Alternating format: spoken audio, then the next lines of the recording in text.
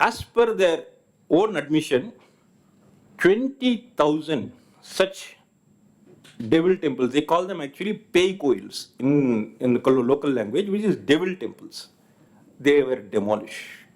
And then he sees a lot of clay pots and then flour, sugar. So he asks them, why are you carrying all this?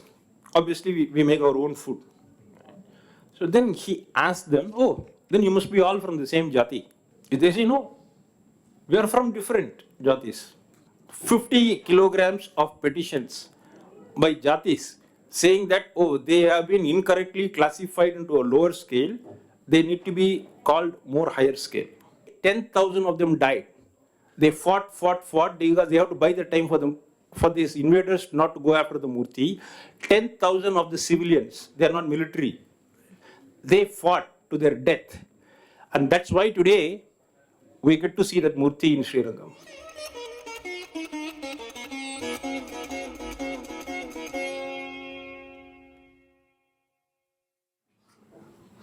I think 1 year back I was here for the Brahmin genocide book launch. At that point of time, I did not even consider that I may be even writing another book. Okay? In fact, in one of the book launches for Brahmin genocide, someone specifically asked, are you going to write another book? I said, I don't see myself as a writer. I'm actually an accidental writer because the Brahmin genocide was written for a specific purpose of a case. And then some of the Kankiryakartas said, you have to make it as a book. So I don't see it. But I think Ishvara has willed it otherwise. So after 1 year, I am back here again with another book. So how did this book actually come about? After the Brahmin genocide book came out, many parents, especially parents from foreign countries, started contacting me. The main problem they had was the youngsters are not very enthusiastic about our dharma. They tend to develop low self-esteem or sometimes even a low opinion about our dharma itself. And when I start peeling the onion there, right, what is the cause for all this? They say it is because of stories about hierarchy, caste discrimination, atrocities, non-egalitarian. So these are the shabdons which were coming to us. And I ended up talking to some of those youngsters and also to the parents. And sometimes they have this WhatsApp where many people can talk, right? So the only problem is many people talk, but I am the only one who I listen, right? Simultaneously people will talk. So all that what happened was, the youngsters of today don't want just information. So when I give them an answer, they want to know what is the source. They want to internalize it. They want to use their phones and then go check it and then come back. So I ended up giving a lot of information. Then some of the parents actually said, why don't we just put this together as a book? Because then more people will benefit from it. So again, I became an accidental writer one more time. So that is how this book came about. I think many of these youngsters will be familiar with the matrix, right? So once you are caught in the matrix, then we are driven by the matrix. So maybe I think that Bharatiya society will have to now go in and explore what is this matrix all about. So what is caste-icide? You can take up caste-icide as some kind of a cultural attack on the Bharatiya civilization, using the phrase, primarily using fake narratives like caste system, caste discrimination, hierarchy. All these shabdos will come along with this word caste. Right? That is what is this caste-icide all about. How do they intend to achieve it? So since it's a definition, I'm going to read from it. It seeks to achieve this goal by dividing and fracturing the society. That is the first aim, right? How much to slice and dice. Unleashing a malicious anti-Hindu narrative, right? Try to associate caste system as something very unique to India. And instilling self-hatred in Hindus. And this happens from class 7 in many countries abroad when the children are exposed to Hinduism. They see a telling difference that they tend to develop all this low opinion at that time.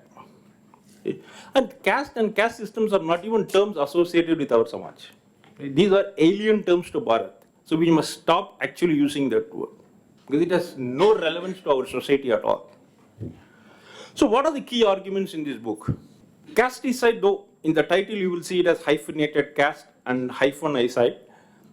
We use the word caste-icide as a single word, and let's start using that word because what this book tells about is the fake narratives which are there, which underpin this so-called caste system narrative.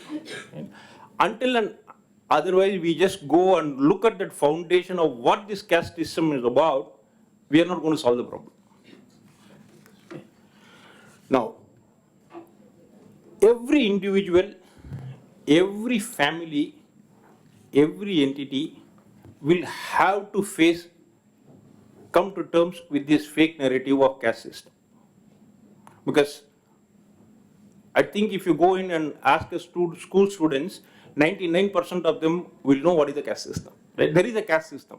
Usko puchenge kya hai, but they may not be able to define it for you. And I will show it later that it is not even defined. But the point is, it is known to everybody. Right? It is propagandized, it is widely available, it's on your media, it's somewhere, caste. This word is everywhere, right? It becomes a deeply ingrained character of the fabric of our own civilization. Because the more we use that word, the more repetitive it becomes. So what are the assumptions behind this caste system? That is what this book explores. And there are 4 or 5. And these are again shabdon which are actually used to define it. So I will say them. One is, it says caste system is at least 3,000 years old. Popularly heard, and sometimes they say several thousand, depending on a person it may say, through an elaborate system and complex scheme of scriptures, mythology and ritual, a magic web was woven by Brahminism to support this caste system. That is the second assumption. So what is the third thing? Social divisions or degradation superimposed on poverty is something very unique to India. And these are something which are come from honorable court judgments actually, right? When they write the judgments, they give this comment, so I will just gather that. The loneliness attached to the Shudras was by virtue of their birth in this caste, unconnected with their deeds. There was to be no deliverance for them from the social stigma, except perhaps death. The claim 5, which says that Shudras themselves were conditioned to believe in it, meaning in their loneliness, this mental blindfold has to be removed. These are some of the main claims which support this theory of caste system. So, next question which you will logically ask is, how can you deny the existence of this system? Because there are so many thousands of books written on this, right? So are you just trying to be what they call as a snake oil salesman? Right? See, many of the popular notions are actually not supported by factual evidence. So in the book, what has been given is against each one of these claims. For example, when they say caste system is 3,000 years old. So I'll give you an example. Dr. B.R. Ambedkar says that somewhere around 400 CE, Common Era, is when untouchably is supposed to have started. Untouchability is. Right? So let us assume for a moment that that may be a approximate estimation, because all these are estimations anyway. Right? Assuming it to be true, at least it is 2,000 years we are in, right? 2025. Mathematics will tell you that maximum we have is 1,600 years. Right? And in 400 CE, if it has started, where did it start? Is there a starting place? Is there a particular set of people who started it? And if they started it in one region, did it start like one day, like we all had that COVID ke liye, no? Ek din mein the whole Bharat was stopped for 45 days. Did they stop the entire Bharat for 45 days and then say, abhi to naya system aa gaya and we are all going to follow this system? And if it started in one place, and by definition, a majority of the population is going to be taking a low status, wouldn't our ancestors think twice about doing that? They say, why should I use this? Even today, you see many states saying that, right, I don't want to implement this policy because it doesn't suit me. Right?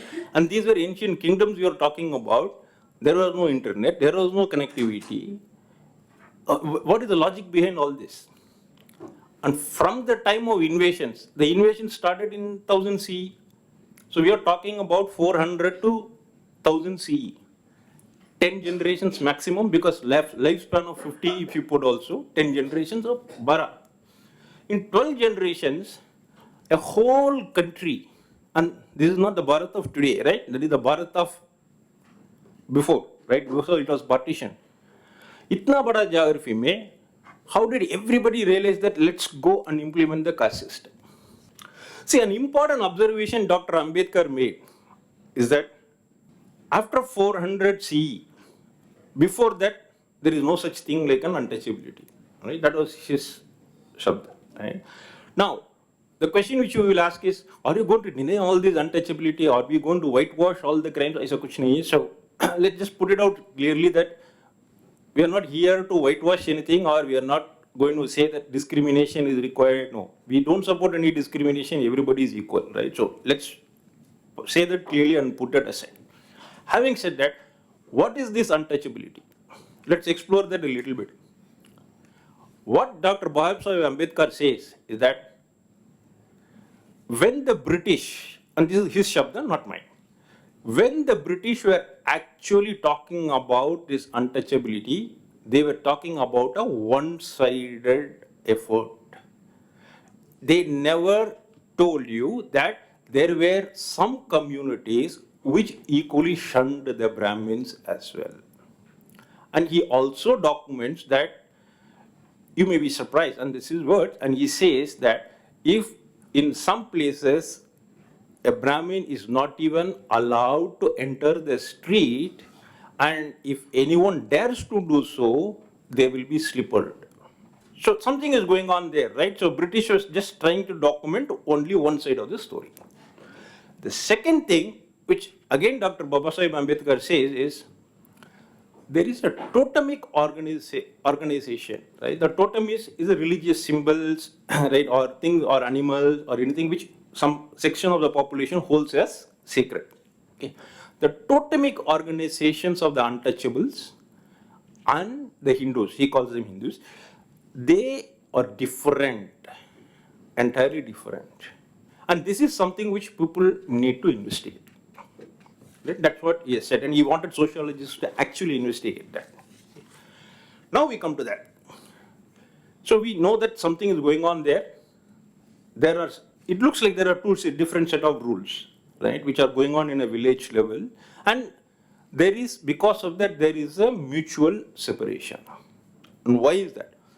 So one of the research scholars, his name is Mailavarupu Sudhamohan Garu, a wonderful scholar, and he has actually been one of the editors of this book also, right? And he supported me in that.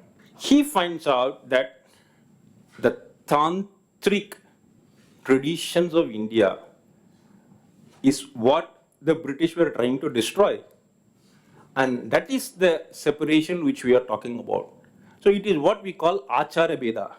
The Achara of what we say a one grade of people, which is based on what we call Vedikism, that is entirely diametric to sometimes to Tantricism.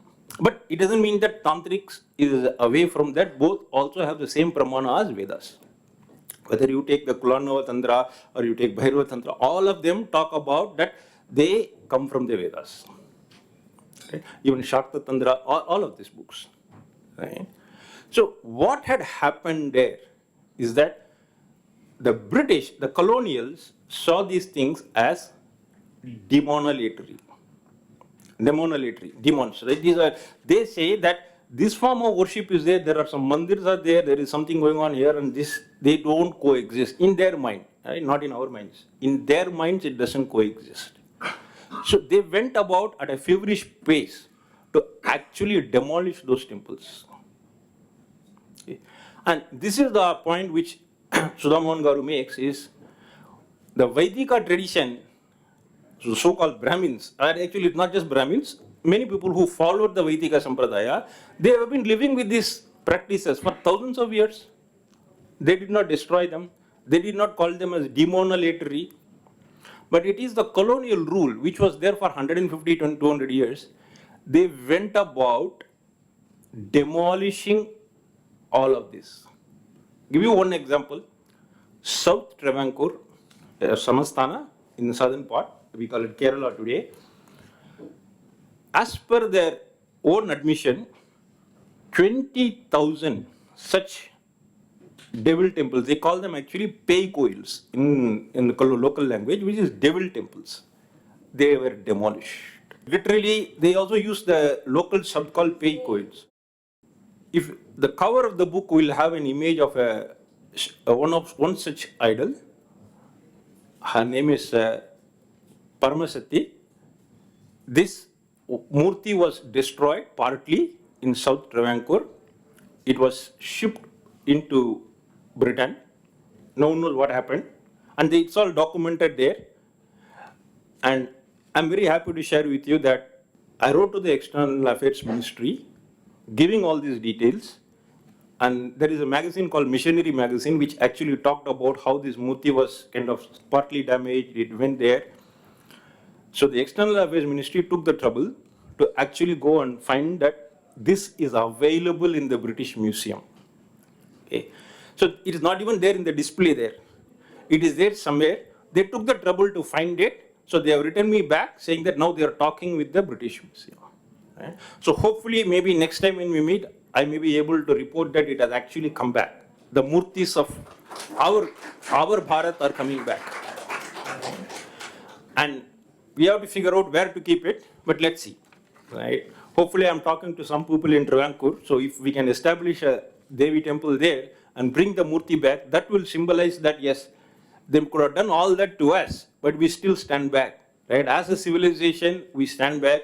We have a long memory and we are going to get it back. So we need to figure out a way, yes, not only for the international returns, but as well as for the domestic piece. And you have really touched upon a very sensitive topic.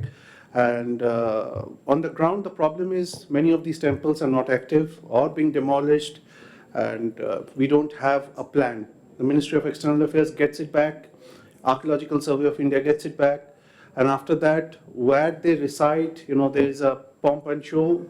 The Ministry of Culture says that okay, and they put it on display that we have brought back. But if we have to start worshipping them or putting them back to their original places, that's something we need to figure out a plan. And that has to be done on a national level, because antiques are coming back not only for South, like the Cholas that Vijay keeps bringing back. It is for the Chaucer Yoginis also, or even for these Devi Vigrahas that you mentioned from Travancore. Thank you. Yes. Thank you. Now, coming back. So we talked about the term outcasts. Right? There are 13 gramas which are reported, and we are talking about 11-12 CE, which were full of Brahmins who have fallen, meaning the word called is patita. Patita means a fallen Brahmin who has not measured up to the standards. And these are documents which are available with historians. It's called Grama Paddhatis. The Grama Paddhatis is in Tuluk, one place in Karnataka. 13 such gramas full of Brahmins. And these were outcasts. Right? So this outcast is different from the mutual separation. So British put everything together and then they created a caste system in their imagination. Right? So please, whatever you take away from today, please at least take this away, that there is no such thing like a caste system. It's a product of Western imagination. Now, how does it work? These 13 grammas actually had different kind of crimes which they did. Some of them is they actually cheated, meaning they gave a word and they did not honor it. Right? And just one request there is, I think there was a talk about, I think, Cobra effect. I think these are all words which were used to kind of dehumanize Hindus. Because in the travel records of 1000 CE, who is a Hindu? Bharatiya is characterized as a person who is very tough negotiator, and they say that they are very good traders, but they never lie. So why are they trying to attach all these things with them? Right? In fact, instead of using words like Cobra effect, we should use Anaconda effect, right? Because they swallowed trillions of dollars from us, correct? So we should use those terms. Anyway, coming back. So there is one story which I will give you. It will almost look like a movie trail. Right? In one of the grammas, 24 such people were there, Brahmins. And what was their crime? This set of Brahmins, 6 or 7 youngsters, they go to a festival. There, a girl whom today's parlance we may even call it as a scheduled tribe girl, she is also there in the fair with her friends and family, and she gets lost. So these 7 guys abducted her, brought her. Something happened, and after a few days or months, she gets actually married to one of the Brahmin boys there. And 2-3 years passes. I mean, it almost looks like one of those movies. She goes with her children to a fair, and her parents happen to come to there. So then this girl cries and then says, "This is what happened." So the parents go and give a complaint to the king. So the king says, "Please go to the 18 grammas." They call them the 18 gramma in charge.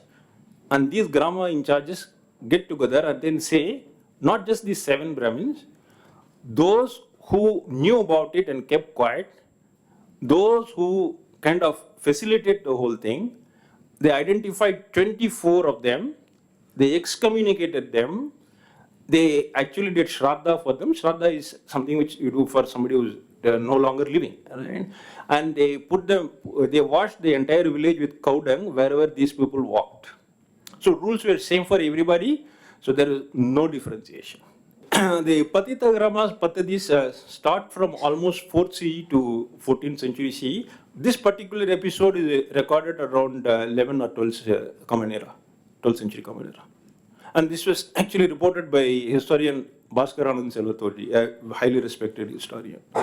This is a Tulvagama Patadi. He has taken one particular Patadi and reported about it. So we never had an institutionalized mechanism to do all this caste system. Right? So anything which we have to do in today, you need to have institution, you need to have rules, and somebody needs to punish all this. Kahan pe tha? Where was it? Nothing. No evidence exists that such an institution was ever in place, not even in one region of India. And then they talk about pollution at site. Right? Pollution has a different connotation, because if today all of us go and visit that Patita Karma, let's say 10 centuries back we time travel and go. If we go and see any one Patita, any one polluted Brahmin there, any fallen Brahmin there, we ourselves get polluted. We are supposed to fast for 2 days. By sight, they are not even supposed to be seen by the society. So society had high standards that time, saying if you fall, they don't want to punish them by giving them, say, jail term. Maybe you can call it as some kind of they're abandoned, right? They're just left to take care of themselves. So one more thing when we talk about caste, yes. So you mentioned these Patita people. As we know, untouchability in the modern scenario, once you are untouchable, you are untouchable. You can't transition to being untouchable through some ritual or such thing. For these Patits that you have mentioned, was there any sort of repentance that they could do that would bring them back in society as such? No, not that I'm aware of, no. There is not. So they were outcasted, right? So, and then we say caste system. And this is Dr. Dharampal ji. He goes in a train, third class compartment, and he is in his late 30s. And he sees a group of people and he starts chatting with them because it's a crowded compartment. And this group of people say, okay, we are Yatrikas. So where we went to Rameshwaram. Where are you going? I'm going to Banaras. So conversation goes. And then he sees a lot of clay pots and then flour, sugar. So he asks them, why are you carrying all this? Obviously, we make our own food. So then he asks them, oh, then you must be all from the same jati. They say, no, we are from different jatis. And he asks, how come? Then tell him, in a yatra, there is no jati. When we go back to our villages, we take our jati identity. But it's like, literally like they just transition out of that and then go into this. And then Dr. Dharampal says, at that time he says, I am in my late 30s. I didn't realize my own country and its traditions and what its villages have to offer. And they seem to live a different life, whereas the English, whatever is which we are seeing, literature has a different meaning about what we are doing. These are facts. So, when some sociologists say today that, oh, they have understood the caste system by reading 5 or 6 books. So I leave it to all you to conclude, right? What kind of understanding is that? So, for more than 1,000 years, our country saw multiple invasions, correct? But there is a trick which we all need to realize. It looks as if you read all the books about caste system, Hindus, everything, it looked like as if the invasions were happening in a separate place. Right? So close to 70, 80 million people were kind of enslaved, killed, whatnot. Right? But we were doing business as usual, We were having caste system, we were doing all this as if Hindus were frozen in a timeless dimension. Right? And there is one example. The weaving industry and the cotton industry was decimated by the British. Lord Bentinck, he says, the bones of the cotton weavers is bleaching the plains of India. They just killed many of these industries. So what happened to those jatis? They say their own definition is that jati means hereditary. Right? So what happened to those jatis? What consequence it had on them? Did they all die off? No documentation. So caste system is nothing but an elaborate fiction. It is not my argument that when the British boarded the ship or when the colonial started, first ship came, they all came up with a master plan, oh you do this, let's do this caste system. Aisanita. They started with a rough idea. And the rough idea was that and this is all documented, I have documented in the book also, in the 17th century they said, there will be, how do I put it, primitive barbaric people who are having a false religion and who are led by false priests. And in late 1700s, and I have documented it in the book of Brahmin genocide as well, there is a magazine in Dutch for school children of age 10 to 15, right, telling about the world. And it talks about race, it talks about caste, it talks about idle and privileged Brahmin. Because they had that notion that the priest has to be this, and they came up with that. And they just invented more and more stories about it. That is what it was. So the Brahmin as a cunning oppressor stays, right? That becomes the constant. Now, what happens after all this? Now, I think the hot topic is caste census. The caste census they started with this in 1860s, then 1880s, 1890s.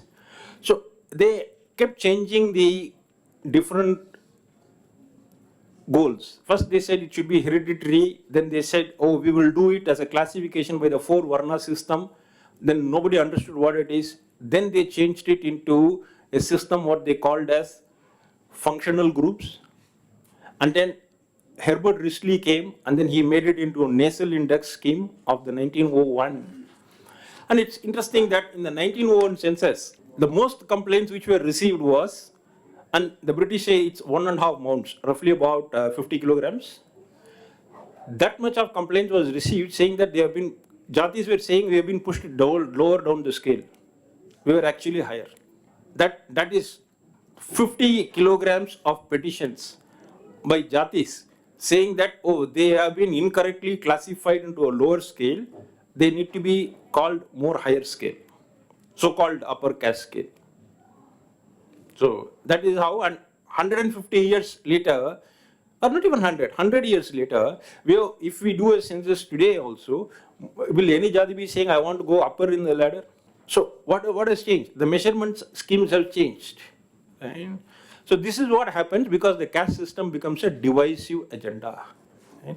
The more and more we start propagating this, then it becomes what we call as a zero-sum game. Right? There is a certain amount of money out there, or maybe you can say there is one big dosa out there, since I come from South India, right? So every Jati has to cut and eat, right? That only one dosa.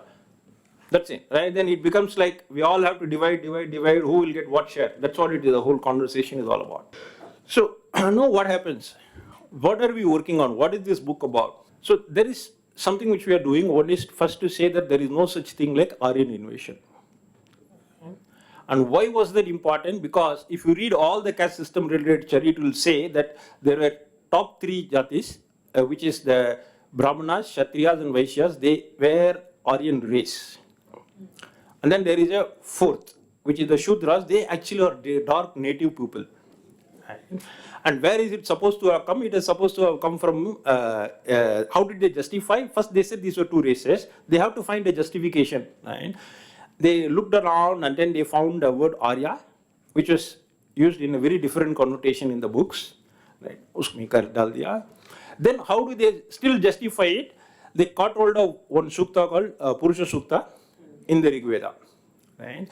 And that Purusha Sukta says, actually they very conveniently took out 2 colors. They said the first 3 varnas belong to one color, then the dark skinned becomes the 4th, Shudras. Right? But what you need to find out is there are actually 4 colors. Right? There is a yellow color for Vaishyas. Okay. So for argument's sake, you can also say that maybe Chinese and Mongolians at that time came to India and they became farmers, right, or traders, right? You can say that, right? Yellow thoda. Okay. I have not heard of a red race. Where is the red race, which is missing? So maybe this caste system is, once Elon Musk launches the Mars, right, they will say it is a red planet. So that is where maybe we have to go and find them. Right? So this is actually not scholarship. Right? So, and my request is we all need to challenge these things, because every time I cannot be going to a court to do this. Right? So I have put out a challenge to academics, to intellectuals, to public personalities who talked about Purusha Sukta. 50,000 rupees is the challenge. Anybody can prove it. And I actually did this 1 year back in the same place. I have done it in multiple interviews I have given. No one has ever come back.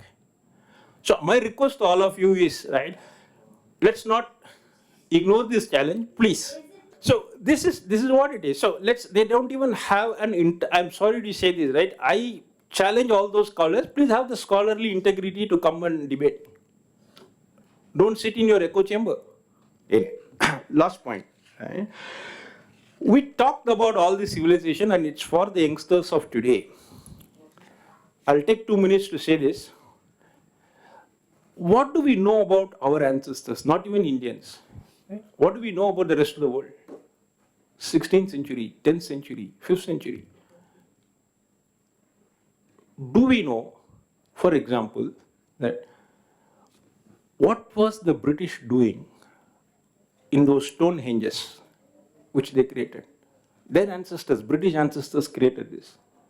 Why did they take those sarsen stones and the blue stones, weighing tons, hundreds of kilometers? They took it, they built those structures.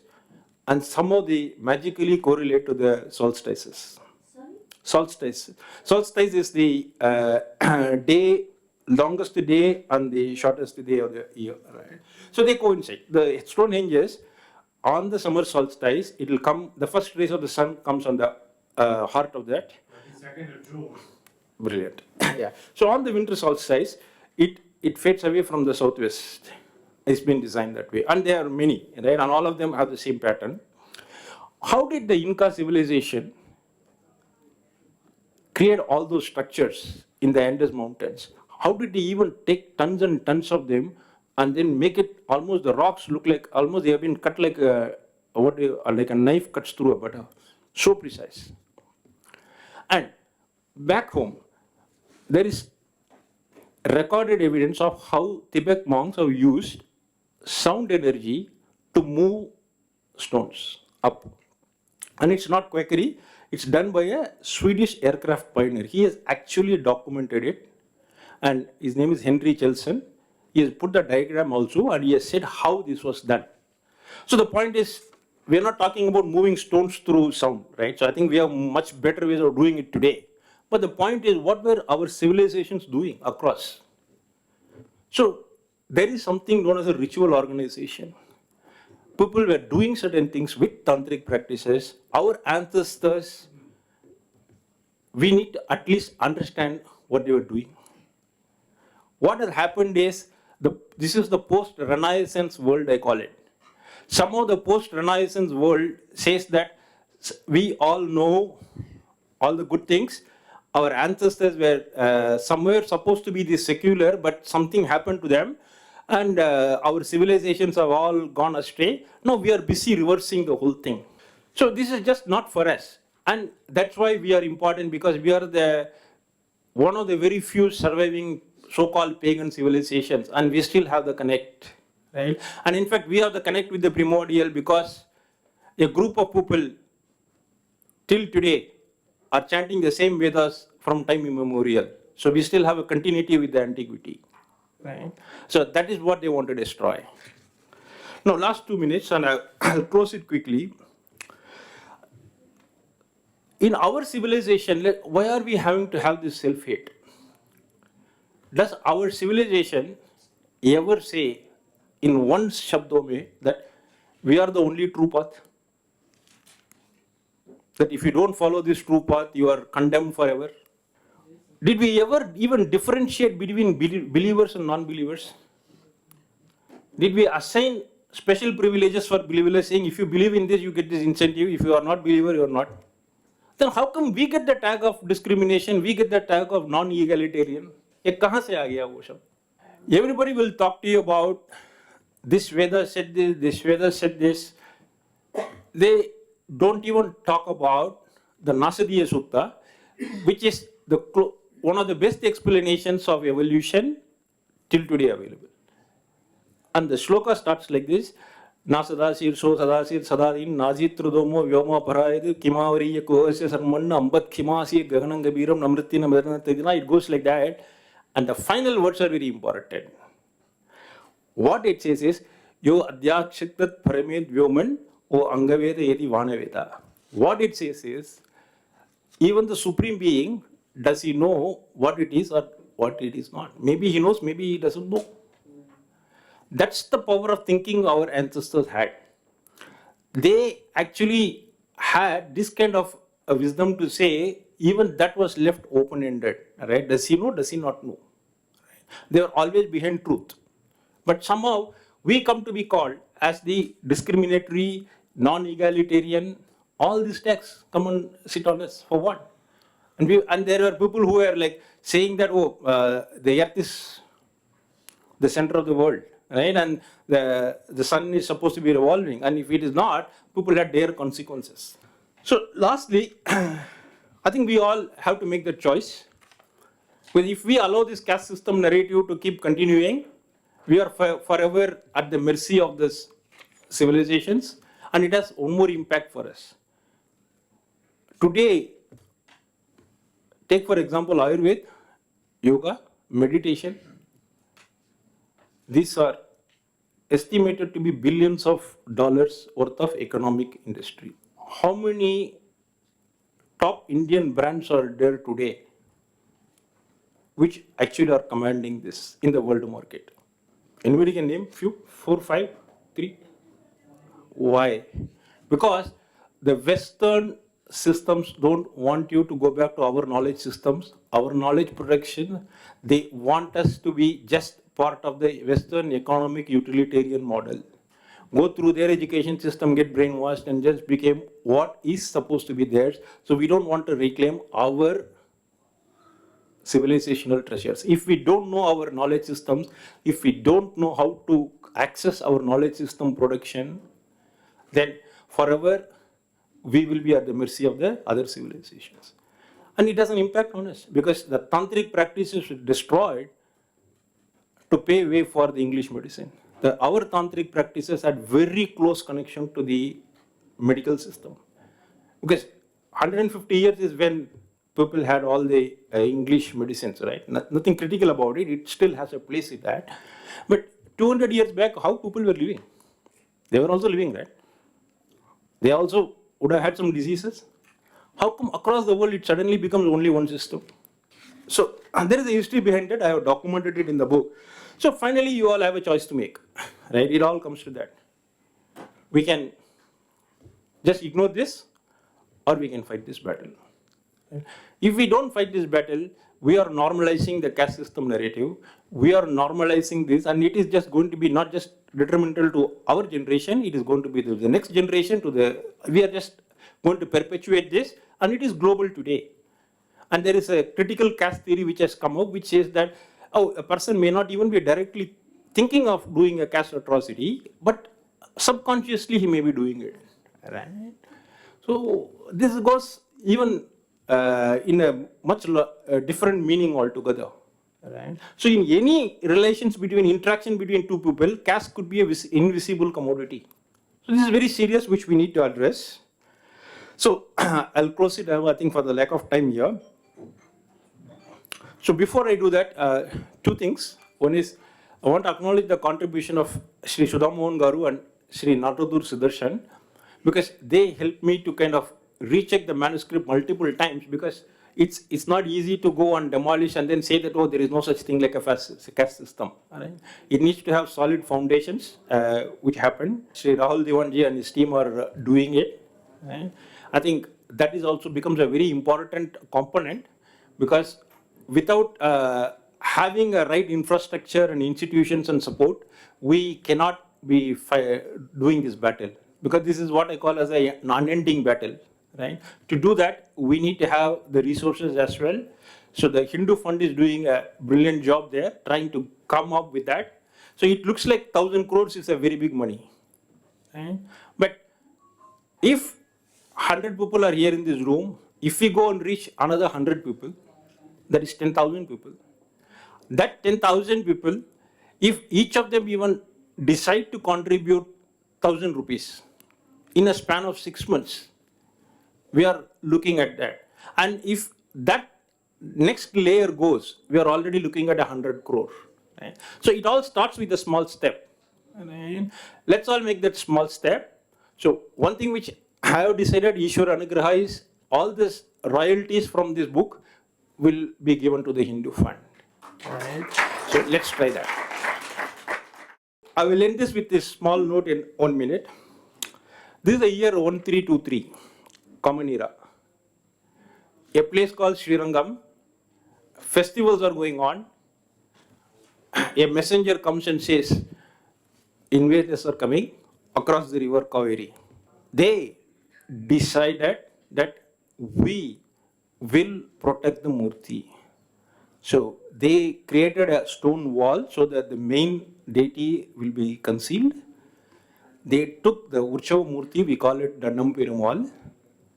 They transported it safely, and they did this for not 1 week, 10 days, 1 month, 50 plus years. A group of 10 to 12 volunteers. Every day they have to get up, do the pujas, because still the Murti puja has to be done, and they have to hide that Murti. It went across the entire southern belt of India. And they were not Macaulay educated, right? They did not say, kya hai yaar, ye murti hai. So it is all Ishvara Leela, So he will take care of it, Why we have to bother? They did not say that, it is all, God is everywhere, Why only this murti here? Right? God will take care. They did not give a utilitarian argument, right? Let's first take care of our lives, We can build 10 more murtis like that. All they said was, we are the trustees of this ancient civilization. We are not the owners. We are the people who actually inherited this treasure from our ancestors. They worship this murti. They did that. And it is my duty to get that civilization to the next generation. 10,000 of them died. They fought because they have to buy the time for these invaders not to go after the murti. 10,000 of the civilians, they are not military. They fought to their death. And that's why today we get to see that murti in Shirangam. That is the sacrifice they have all made, right? So each and every one of us, we have a choice. Do we want our future generations to be proud of ourselves? So we do our part for the dharma, or we can go busy with our own lives, nothing wrong about it, but just see how our 100 years from now, if they think of us as ancestors, are we going to do them proud? That's a choice we all have to make.